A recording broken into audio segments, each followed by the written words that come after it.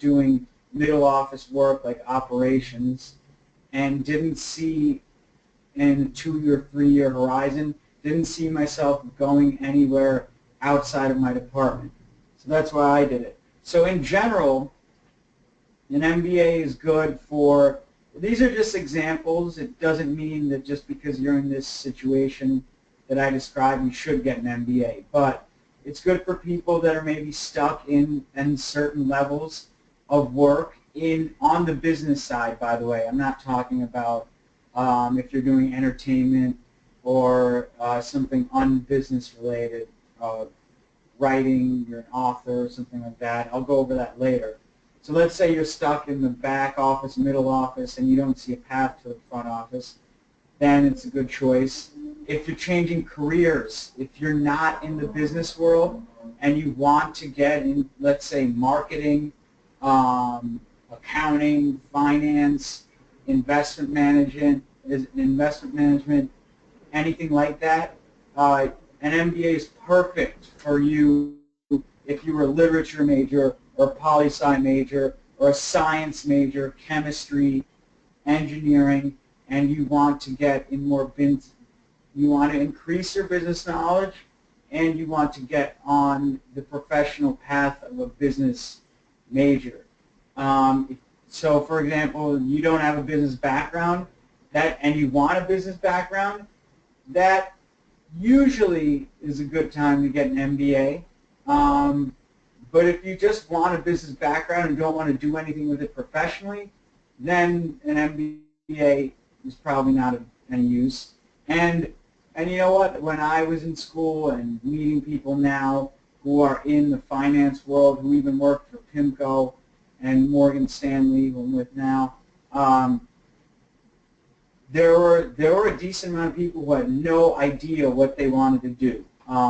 They'd been out of school for 3 or 4 years, didn't like what they were doing, really didn't have any idea what they wanted to do, and they did an MBA because they weren't headed anywhere. They didn't know what they wanted to do, and it's a good way to explore some different backgrounds. So one point about that is, though, when you do apply for MBA school, and please feel free to ask questions later or even now, when you apply for MBA school, you want to come out like you know exactly what you want to do. MBA schools do not want to accept applicants, candidates who have no idea what they want to do. If somebody's saying, I don't know if I want to do marketing or finance, that means you haven't done enough work in marketing or finance to figure out where you want to be. So that school is going to be less likely to hire you. So now, who is an MBA education, who is it not good for? Who is it the worst for might be a little too extreme, but who is it not really for, not the optimal thing? Someone, let's say, in a company, non-business wise, let's say you're in the, I'm sorry, I'm sticking to the entertainment industry. Live in California now, so maybe that's why. But let's say you're in entertainment and you're working for some production company, and you're on the path, the long-term career path that you want to take.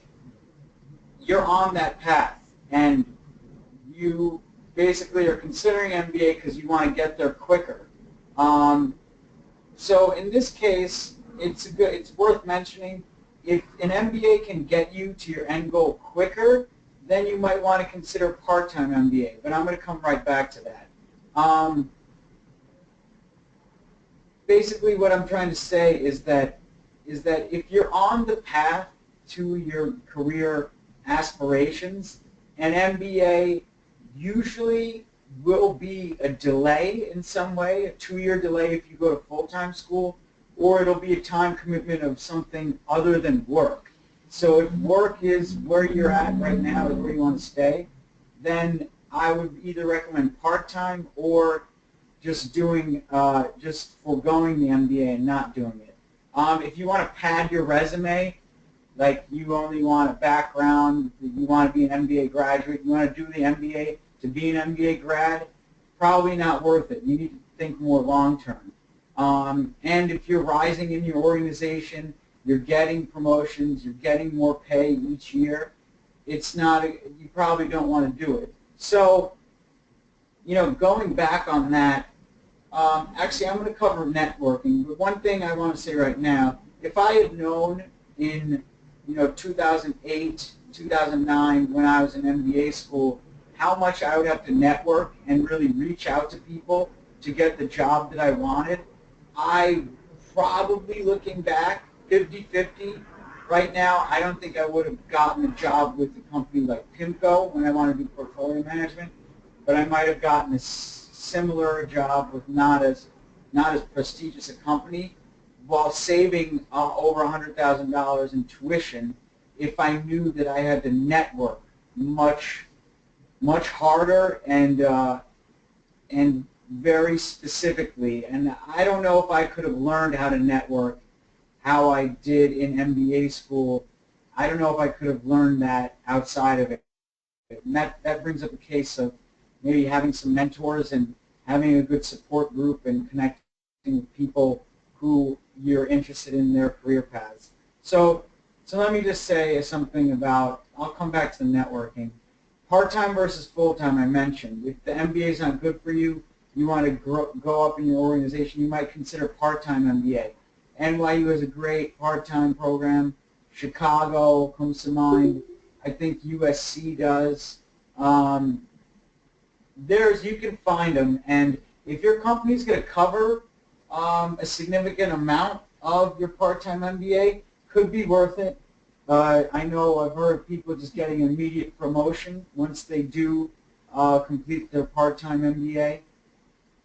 And if you're working hard in your company and you're going on a path that you like, but you want to add the MBA, keep in mind you can take as long as you want to complete the MBA, but if you're not that patient, then the MBA is going to be a huge time commitment and it'll take away from your work, from the amount of work you're doing for your current employer. So those are some things to consider. The type of people the MBA is great for, and MBA is good for, or MBA is bad for.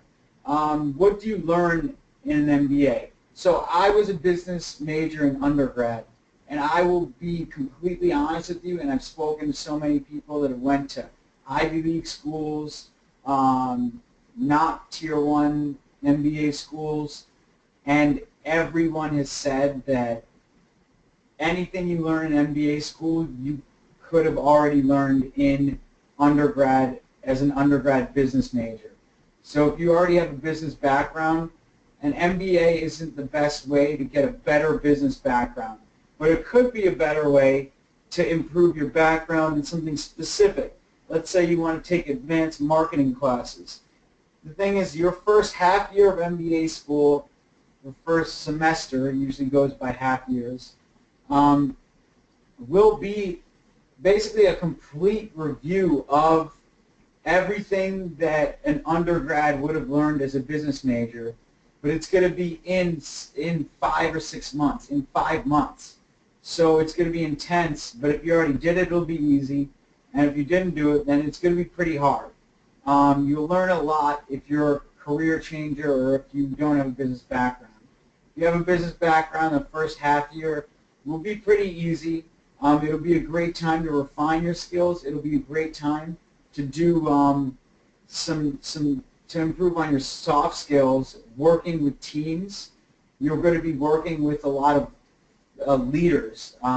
Everyone that gets into MBA school is kind of has that go-getter personality. As long as it's as a top-tier MBA school, everyone is kind of an overachiever. So for me, working in the middle office at Goldman Sachs even, people were not that impressive there. Goldman was more impressive than JP Morgan, but really not that big of a difference. But now once I hit MBA school, these are all people that were at the top of their group in employment in whatever they were doing. So it'll be a good time to get used to working with people who are very similar to yourself in terms of accomplishments and skill set. That they can do a lot of things. They can do Excel, put together PowerPoints, present in front of a large crowd. They can all do it before they go to business school. And then once they come out of business school, these skills are even more refined. So that's an example of soft skills that you'll learn. Hard skills, I mean, some other stuff could be Excel, some computer programs, but that's really the second year of the MBA program where you decide some advanced courses to take and specific courses that will adhere to what you want to do. Whereas the first year of MBA school was more covering everything in a business background, so you have a diverse business background. So some of the other soft skills would be managing people and projects. You're going to have 5 classes. All of them are going to have projects. Most of them will have teams. You're going to be working with all these different teams, all these different projects at the same time. Time management and managing those people and projects is a huge thing that you learn in business school, and it's not in a just kind of a swim or drown environment, which real work would be. We're in the real work life. You might get fired for failing. In business school, it's called B school for a reason. You're going to get a B in every class. There's no graduation rate in MBA school. Everyone graduates, but it's a chance to learn. And the main thing once you get into school is not your grades. No one has ever really cared about your business school grades. Nobody will. It's about getting that job out of business school, and especially a time like this when the economy isn't really roaring. You'll want to network and get a good job. So I mentioned networking. I'm going to skip to networking and then go to doors open and closed. The career prospects, I'm going to get to, if you have more questions about career prospects, basically it's anything in business and even entrepreneurship. There's special concentrations and paths for entrepreneurship in most business programs. So career prospects I'm going to get to once people have more questions. Let me go to the next topic, which was doors open and closed. Doors that are open are, as I mentioned, getting to the front office, those high-paying jobs. Those are open because they look for either experience of 10 years or business school and still good experience. If you go get this is worth covering since many of you, I imagine, are in the 20 to 24, 25-year-old age range. If you don't have that much good experience and you get your MBA, let's say you get your MBA, there are some programs that accept undergrads. You don't have any business working experience. You're going to basically get an entry-level job, maybe a higher-end entry-level job. I always think of business entry-level as starting between 50 to 60,000 minimum, and you might get something that's 70 to 80,000 if you get your MBA. So my suggestion, if you're an undergrad and you can get a job out of college, is to get that job and put in at least 2 to 4 years experience. The average age of an MBA student, last time I checked, is 27 to maybe 29. So the average experience is at least 5 years. So I would say get that 3 to 5 years experience. That's your best shot of going to an Ivy League school. Unless you have 2 years of experience and you've done amazing at work, then you might get into an Ivy League school. But then again, if you're doing great at work, why would you go get your MBA? Make sure you have a good reason. Make sure you talk to people who have their MBAs. Of course, the mentor service, beyond remarkable. You can talk to a mentor there and figure out if you want to get your MBA specific to your situation. So doors open and close. I'm trying to, sorry, I got off on a tangent there. Doors opened are front office, high-paying jobs, business jobs jobs in the business field that you previously couldn't get. Now here's an important part. Doors closed. There are some great opportunities in companies that are entry level, maybe unpaid internship, very low pay, anything like that at great firms, smaller firms you might want to join. If you have an MBA, you're probably not going to get hired there. They won't even look at you. They'll figure you're an MBA grad. Why are you willing to take a job with no salary or very minimum salary? Maybe why are you willing to take any job that pays less than 90 to 100,000 a year? Is what they're thinking, and so you probably won't have a chance at that. So if you're trying to do something very specific, my advice, no matter what you're doing your MBA for, my first advice would be to see if you can get there on your own without the MBA. Personally, with the things I learned in MBA school, I don't think I would have had as easy of a time. Even right now, I'm 5 or 6 years out of business school. Right now, where I am in my career, my specific situation, I don't think I would be able to look at things as quickly as I can and determine the positives and negatives and have this knowledge, the MBA knowledge. I think it definitely helps. But do I think that I could be at the place I am in my career without an MBA? Yes, but I think in the 2 years that I was at business school and I learned a lot, and I did get, I am an MBA graduate. In that 2 years, I would have had to work my ass off networking. And I'm talking about, so I was working 12, 14 hours a day on Wall Street. I would have had to done that, maybe snuck away for a half hour during lunch, make phone calls all during lunch, figure out days to call out sick, and meet with people in the industry, with alumni friends, family, and figure out how to get where I'm going.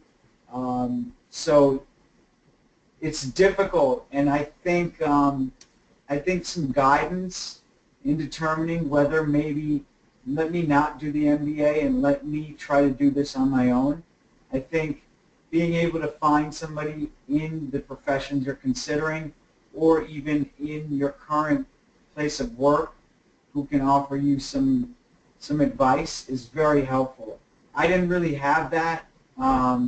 Luckily, I think looking back, the MBA for me was the best possible decision I could have made because it would have been too difficult for me to get where I was and where I'm going now. So the point there between doors open and closed, what I'm saying is be careful because you might look at a job opening and say, I would do this. I would work here for like $40,000 a year because this company is exactly where I want to work. But they're only looking for somebody for a couple of years experience. Maybe it'll be an intern to full-time thing. They'll only be looking to test somebody out for a month. They probably will not test out an MBA graduate because they know once that test is over, the MBA graduate at some point is going to want to make well into six figures, mid 100s, something like that. So now, so that's open and closed doors. And, an MBA is going to overqualify you for many positions. That's the main point for closed doors. So networking.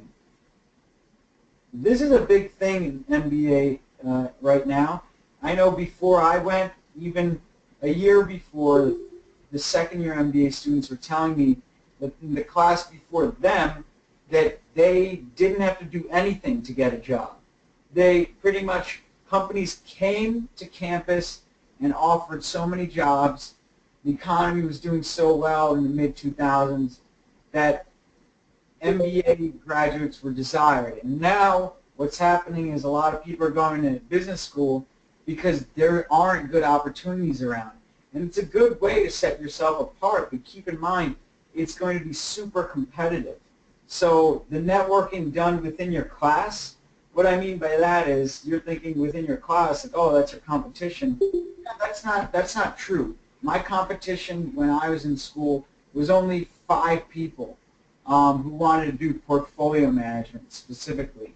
And we all had different backgrounds, so we were coming from different places.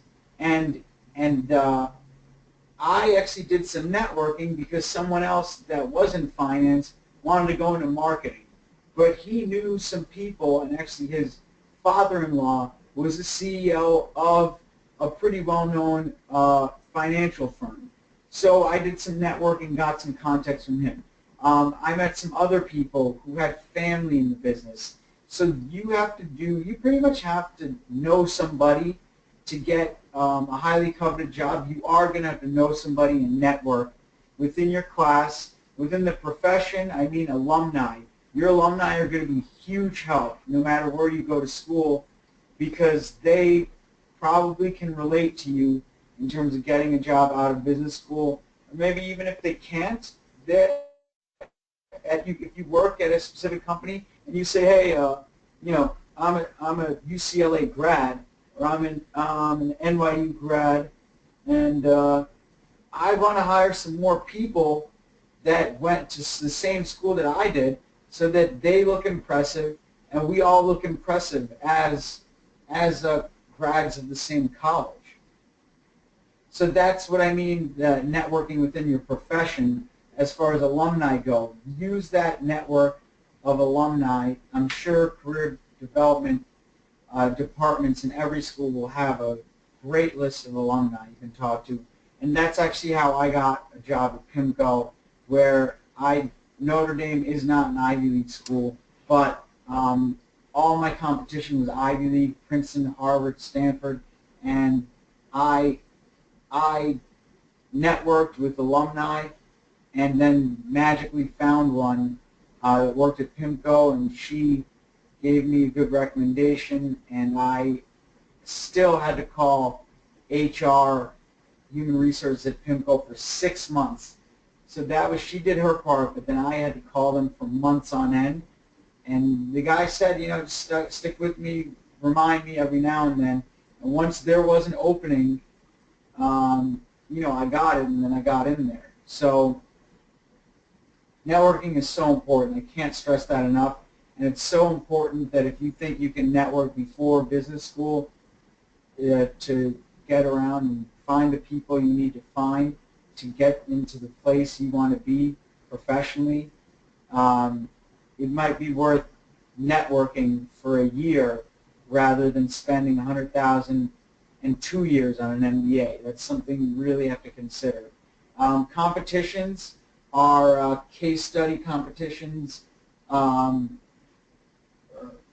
There are so many competitions that business schools have against each other, and their companies sponsor them. If you win, the companies would even take your resume and look at it, or even give you a job. I've heard of. There's so many to get involved with, and if you're into something specifically, let's say marketing, let's say consulting, finance, investments, you can find case competitions galore. My advice is to get in them. They're usually team projects. Network within your class, and get a good group of people that you feel good about being a team with. And don't work with the same team for every competition. Work with different teams, because these different people you work with will help you in their own way. They'll help you network on your own and really find significant and worthwhile opportunities within the profession you want to pursue. So, I mentioned career prospects. There's just too many possibilities to talk about, so I'm hoping that there are more questions. I don't see any yet. I can go over in more detail this presentation. So this is the Q&A part. I know a lot of people are taking notes, so I'll hold on for some Q&A, and please feel free to ask questions. So I think we got it rolling now.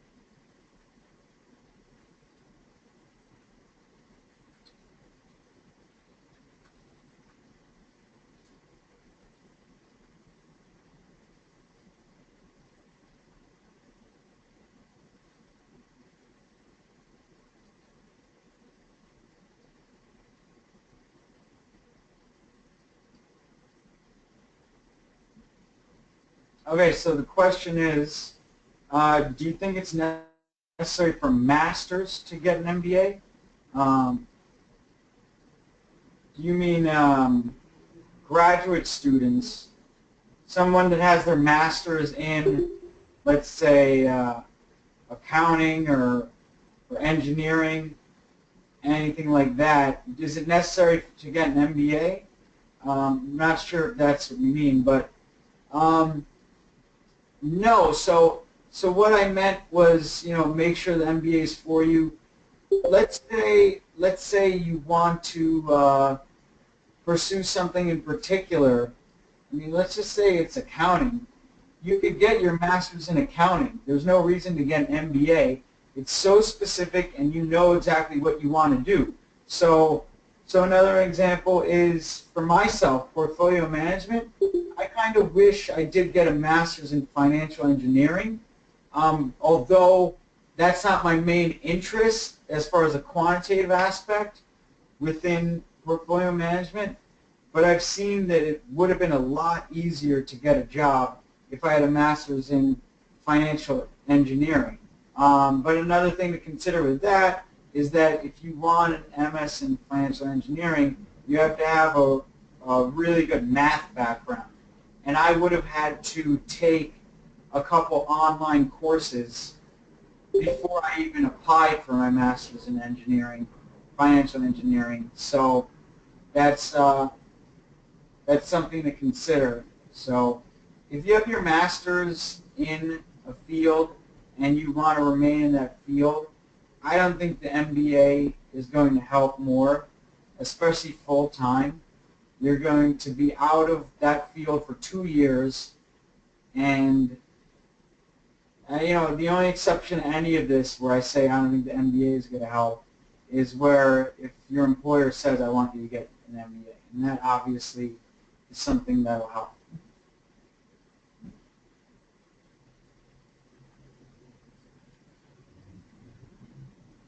Okay, so I see another question. So what were some key steps I took that led to my current role? Top advice to students who want to go into finance, especially fixed income.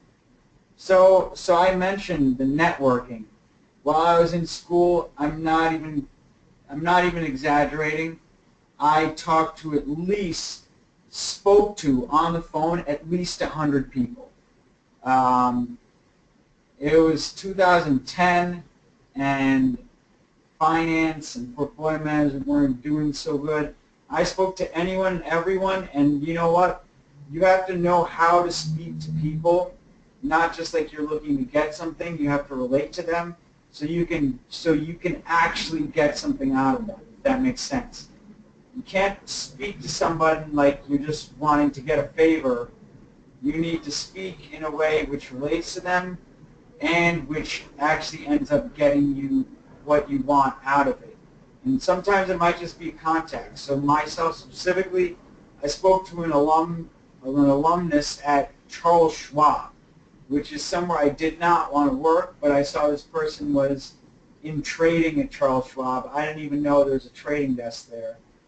I spoke to him, and by the end of our conversation, He enjoyed it. He liked my nature, and he said he suggested to me that I speak to his sister, who's also an alumnus, and his sister works at PIMCO. I spoke to his sister after he spoke to her within an hour, and she got me on the phone with someone in HR immediately. So what I'm saying to do there, the advice, is this is even if you're an undergrad, by the way, is network and speak to alumni who are in your industry and just try to get advice from them. And number one, when you network, try to explain to them why you're asking them for advice, not just, hey, you're a managing director of this firm. Just say, like, you have to relate to them so that they think, oh, you're in the position that they were in. And then ask them for just plain advice. Don't ask them, how do I get a job at your company? That pisses me off when people ask me that, because it's not that hard to figure that out. You have to talk to the right people. Maybe you do have to talk to somebody like myself, but you cannot blatantly ask someone, how do I get a job at your company? You can ask them how to get in their field, but it's very specific, and I believe we're actually doing a whole presentation on networking, which I think is going to be very useful. So that's how I got my current role. I was at PIMCO, and I actually left PIMCO before Bill Gross, Muhammad Al-Arian left, thankfully. And then once, you know, I already had my CFA, an MBA, and then after you get that first job after your MBA, it's not that hard to get another job, but it is hard to move up on the path and within the time period that you want. That's always difficult. So the top advice I'd give to students who want to join the finance industry, especially fixed income, is that, well, specifically if you want to get into fixed income, I would say be willing to do something other than fixed income. Be willing to do like structured products, like, and this is under fixed income, but it's kind of different. Like, it's not just bonds; it's mortgage-backed securities, asset-backed securities, structured product group. Be willing to do commodities, equities. I wouldn't concentrate so much on product as much as, hey, I want to be on a trading desk, or I want to be a portfolio manager. I want to be research. Know exactly what you want to do, and then look for people in that industry and get advice. Because if you get enough advice, and if you're likable enough, someone will actually try to help you, or you'll get to the point where you could ask somebody for help. Okay, so next question, this reading. Wow, you're working for the IMF, International Monetary Fund.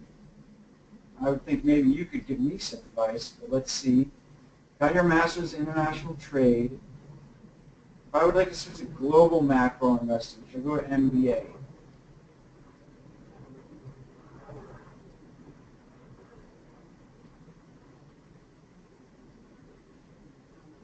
Yeah, I think if you already have your master's in international trade and you want to switch to global macro investing, I think working at the IMF as a research analyst, that is one of the best ways to, and I don't know if you're trying to go work for an asset manager like BlackRock or PIMCO, Fidelity. I don't know if you're trying to go there, or a hedge fund. But regardless, research analysts are, I would think, in my opinion, are up there with investment bankers as the most often chosen to get into a junior role in like macro investing. So your specialty, macro investing, is kind of like something that you learn once you get into it. And it's not something that you learn. It's kind of being the trick of all trades. So I mean, my first thought is IMF is great that you're there, and that you don't really need an MBA to prove that you can do macro investing because you're already doing research.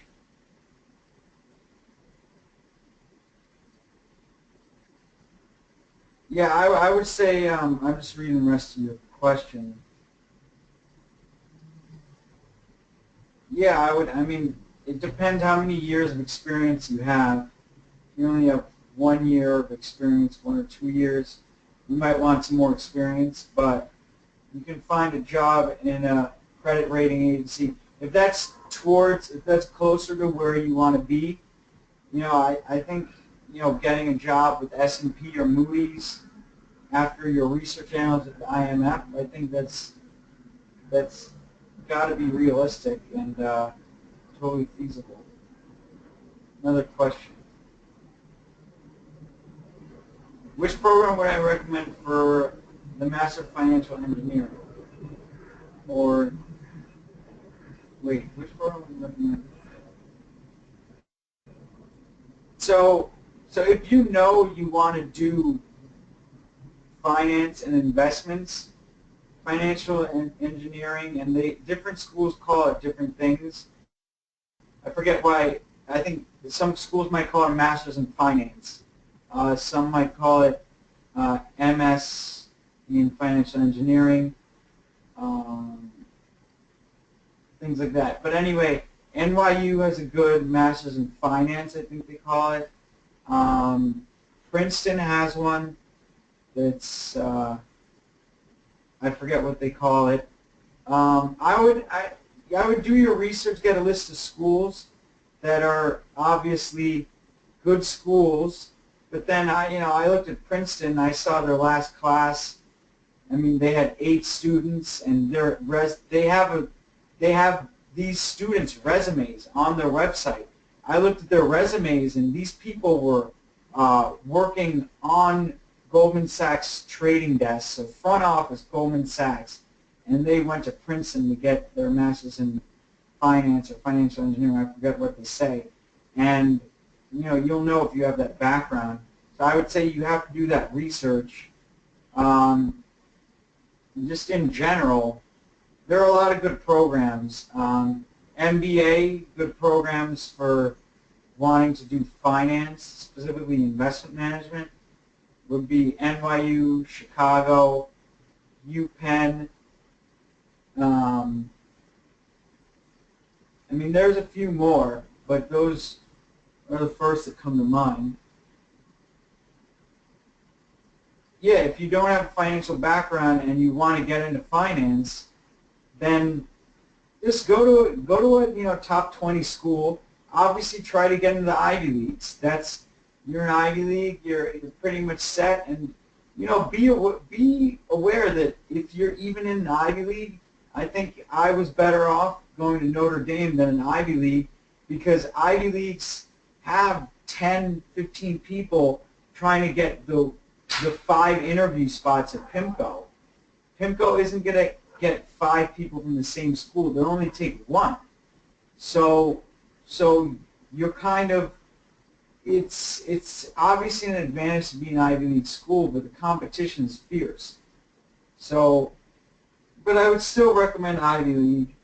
But then there are great programs like University of Virginia, Georgetown MBA, Duke, on the West Coast, UCLA, Stanford, that's Ivy League. But there are a lot of great programs around the country. So I think this is a continuation of Bridgewater. You want, okay, so you're at the IMF, you want, Bridgewater actually has a good entry-level program. This was years ago, but I think they still have on their website, you can apply as a graduate, as a recent grad, or for an intern position. So I would check out Bridgewater's website, and if you're young enough, call up some recruiters. I know some recruiters recruit for Bridgewater, and try to get them to get you in. You're interested in FX, yeah, okay. MBA program necessary? No, not at all. It's not necessary for an entrepreneur. But sometimes you're an entrepreneur and you don't know what you want to do. as an entrepreneur, then you have no guide to this. You have no way of figuring out what kind of entrepreneurship you want to do. So an MBA program is a great place to figure that out, where you have exposure to a lot of things in business. And as an entrepreneur, if you don't have a business background, and you have the time, 2 years, and the money is not a concern to get a loan, MBA is a great place to go to take the next step. Yeah, if you want to stay connected, you can just get in touch with the contact information here with Olivia with Beyond Remarkable. You're welcome, absolutely. It was a pleasure helping. So I'll hang on for a couple more minutes, see if we have any more questions.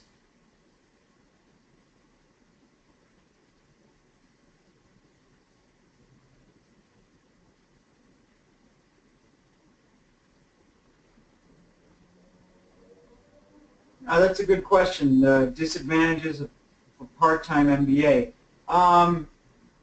When somebody looks at your resume, they'll be able to tell you went to, let's say, NYU or Chicago part-time.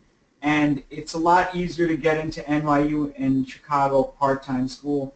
It's a lot easier to get into any school's part-time program, whereas full-time you can't. When you're trying it for a career change and you have a part-time MBA, you're not going to be interviewing, you're not going to be considered as an MBA graduate student in the interview process. Maybe you can find some ways around that, changing your resume and to make it look like you went to full-time MBA school. But that's the disadvantage of a part-time MBA, is that it's not a full-time MBA. I mean, your MBA, once you get it from part-time school, it's as good as a full-time. And, you know, a year or two later, you'll be an MBA graduate, the same as somebody a year or two out of full-time school. But that first point where you get the MBA, you won't have access to MBA events for full-time students where companies visit your school. They won't be intended for you. You might have access. You might be able to get in those. When, let's say, investment banks, I only know this because I was looking at investment management, MBA concentration, but let's say consulting firms, McKinsey comes to interview full-time MBA students. I don't know if you'll get an MBA, an interview in that case.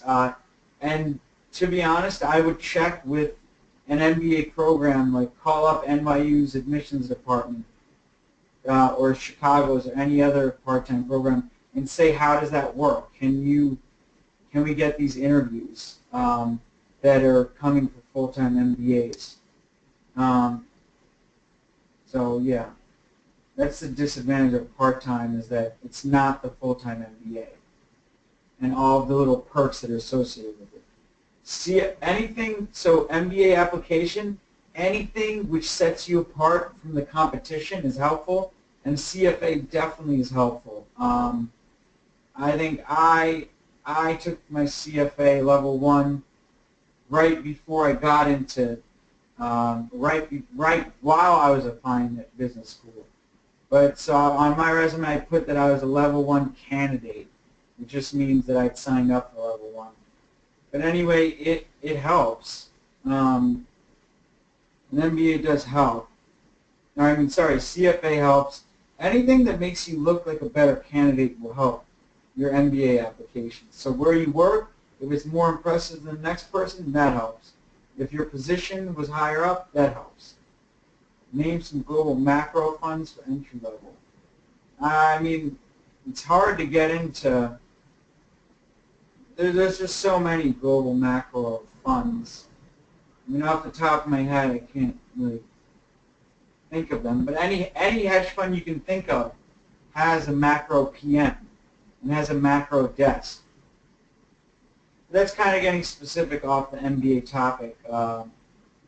We could maybe cover that, I don't know, another presentation, or you get a mentor specifically for that.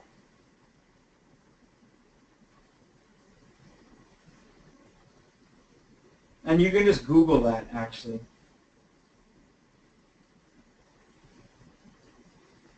So what do you think are the common traits for those MBA grads who end up, they can't get their dream offer? Well, I think first of all, I think as an MBA grad, your dream offer doesn't come right out of school. I think your dream offer as an MBA student or an MBA graduate is 5 to 7 years after your MBA. Are you where you want to be in your dream job? Because it's just not that easy. Some people get the jobs they want, but to be honest, some people get the jobs they want and then they realize that it's not that great because these people that wanted those jobs, they never worked before with that company in that position. So a lot of times it takes time to find that dream position. But a reason why it doesn't work is because I think I think some of those students or some of those graduates, they didn't concentrate on exactly what they wanted to do. They didn't talk to the right people, or they didn't talk to them in the right way. For myself, when I try to speak to an alumnus from my school or even my undergrad school, your undergrad alumni are good people to network with, and just anything that broadens your network. So anyway, what I try to do is I try to become friends with these people and try to maybe make them want to be my mentor, and basically get them to the point that they did me favors, or they would do me a favor. I could call them and say, hey, I want to work at this place. Do you know anybody that works there? You have to take it to a level, the networking to a level where it's not just one email and it's not just 2 phone calls. It's something to the point where you networked and now you can call this person pretty much whenever you want and ask them for advice. So then you get advice. These people, when you're talking about a dream offer, you have to be in touch with someone who is in your dream job. If you're in touch, so I would say that's probably number one. An MBA graduate's not in touch with someone who's doing exactly what they want. You don't know how to get in touch with them. You have to figure that out. So networking is the main thing, I would say. If you're not close to or on your path to your dream offer, then you didn't take the steps necessary to get there. And I don't think it's ever too late. I'm 33 years old with almost 10 years experience in the industry, but I still send emails to people that I met, and I get business cards, and I know what they're doing is something that I would want to do for 5 or 10 years. Then that's something that I follow up on, and I try to keep in touch with those people. So location is not that important. Let's say you want to work in New York, but you get accepted to Stanford, and it's Stanford versus NYU. Like NYU is so great, even top 10 MBA, but like Stanford is really impressive. And it also matters what you want to do. So let's say you were mentioning global macro investing. Stanford doesn't have a lot of people that want to do that. And I would do your research on Stanford and call them once you get an offer and say, hey, I want to do this. How many students are coming in that want to do that? And if there's none, maybe go to Stanford. You'll be the only one in Stanford that wants to do that. In NYU, I'd imagine maybe 10 to 20 students, if not maybe 25, want to do something with trading and portfolio management. MBA grads got laid off. I don't know if I said anything about that. I just meant MBA grads that quit their jobs. But MBA grads get laid off just working for the wrong company. I know I heard UBS laid off some people that were recent MBA graduates just because it's company specific. So I think we got another question or two, might answer it, but otherwise you're probably going to wind down. Still working long hours after MBA? Yeah, right after the MBA. You know, when you start with a company, depending on what you do, I was in portfolio management, but yeah, I had to work long hours, and I think when you're an MBA grad, you still haven't put the time in the office. You'll still have to work long hours for maybe 2 to 5 years, but then 5 years after being an MBA graduate, then you won't have to work long hours. Hopefully, but I mean, if you're really trying to go up there and be a CEO of a big company, something like that, then the CEOs work long hours all the time. But I mean, myself personally, I'm not working long hours now. Occasionally I am. But, getting more specific, I'm not right now, but I am trying to make moves myself within my industry. And I work long hours and not maybe doing my jobs in specific, but I do a lot of other things outside of my job to get to where I want to get. And that's covering too many bases for the scope of this presentation. So I think I'm going to cut it off now. I appreciate all the questions, and if you have any more really specific questions to your own aspirations, then mentor session will help, and I really encourage everyone to reach out to their networks and network. So I hope that was helpful, everyone, and I appreciate your time. Thanks for joining us.